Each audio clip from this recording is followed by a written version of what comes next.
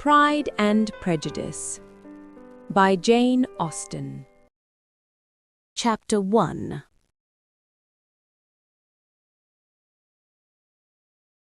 It is a truth universally acknowledged that a single man in possession of a good fortune must be in want of a wife. However little known the feelings or views of such a man may be on his first entering a neighbourhood, this truth is so well fixed in the minds of the surrounding families that he is considered as the rightful property of some one or other of their daughters. My dear Mr. Bennet, have you heard that Netherfield Park is let at last? Mr. Bennet replied that he had not. But it is, for Mrs. Long has just been here, and she told me all about it. Mr. Bennet made no answer. Do not you want to know who has taken it? You want to tell me, and I have no objection to hearing it. This was invitation enough.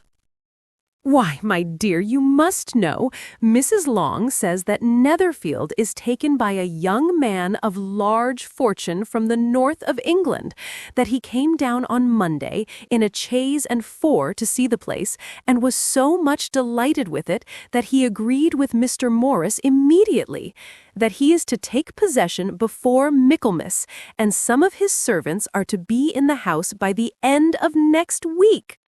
What is his name? Bingley.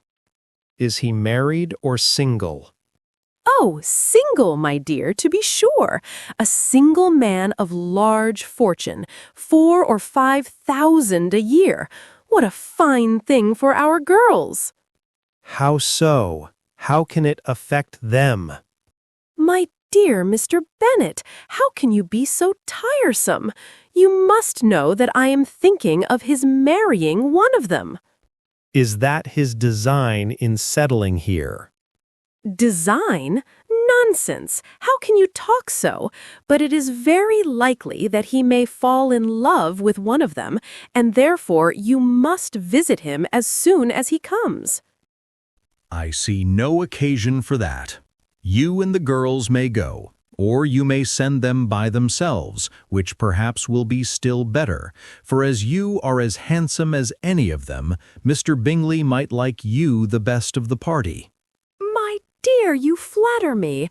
I certainly have had my share of beauty, but I do not pretend to be anything extraordinary now. When a woman has 5 grown-up daughters, she ought to give over thinking of her own beauty. In such cases, a woman has not often much beauty to think of. But, my dear, you must indeed go and see Mr. Bingley when he comes into the neighborhood. It is more than I engage for, I assure you.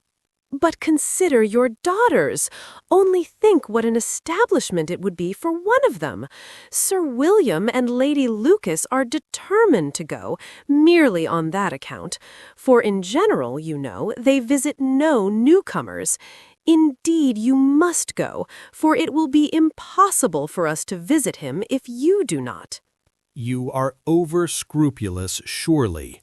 I dare say Mr. Bingley will be very glad to see you, and I will send a few lines by you to assure him of my hearty consent to his marrying whichever he chooses of the girls, though I must throw in a good word for my little Lizzie.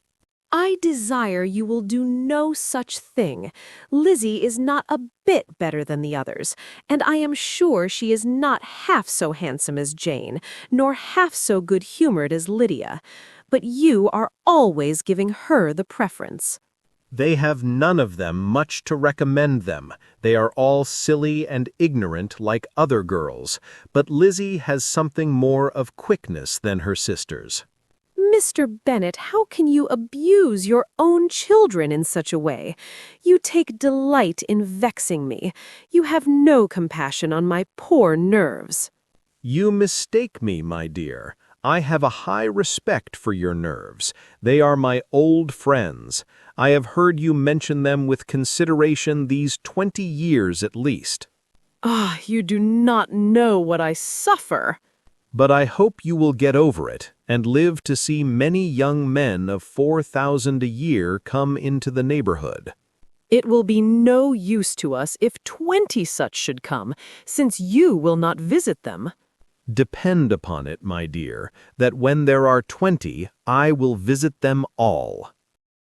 Mr. Bennet was so odd a mixture of quick parts, sarcastic humour, reserve and caprice that the experience of 23 years had been insufficient to make his wife understand his character.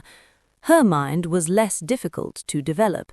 She was a woman of mean understanding, little information, and uncertain temper. When she was discontented, she fancied herself nervous. The business of her life was to get her daughters married. Its solace was visiting and news.